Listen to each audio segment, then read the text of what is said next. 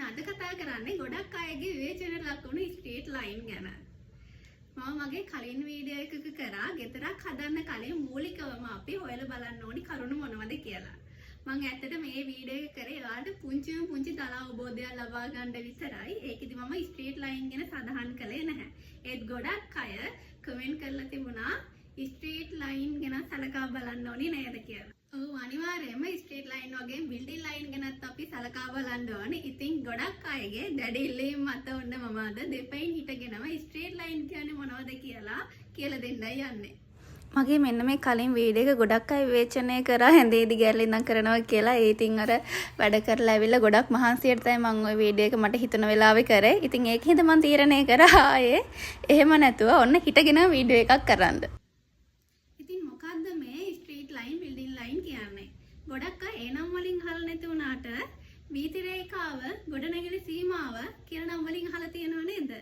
අපි මුලින්ම කතා කරමු ගොඩනැගිලි සීමාව කියන්නේ මොකද්ද කියලා. පාරේ සෙන්ටර් ලයින් එකේ ඉඳන් ගොඩනැගිලි ඉදිරිපසට තියෙන දුර තමයි ගොඩනැගිලි සීමාවේ සඳහන් කරලා තියෙන්නේ. එතකොට අපි යන්නේ ගොඩනැගිලි සීමාව ඇතෑරලා තමයි ගෙදර හදන්න ඕනේ.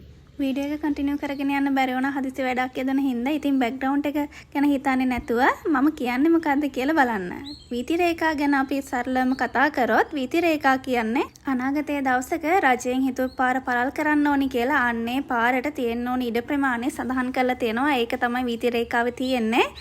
ඔයාගේ ඔප්පේ සමහර විට පර්චස් 10ක් තිබුණට වීථි රේඛාවට පර්චස් 2ක් වගේ හොවෙලා තියෙන්න පුළුවන්. එතකොට අන්නේ පර්චස් 2 ඇතුලේ ඔයාට කිසිම ස්ථිර ගොඩනැගිල්ලක් හදන්න බෑ. හැබැයි සමහර අය හිතනවා තාප්ප විතරක් බැඳලා කමක් නැහැ කියලා.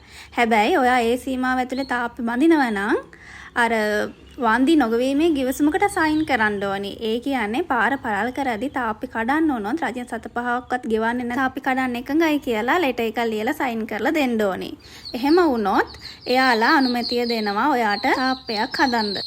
සාමාන්‍යයෙන් නම් ආඩියකට අයිති ලොකු පාරක් කියලා හිතමුකෝ.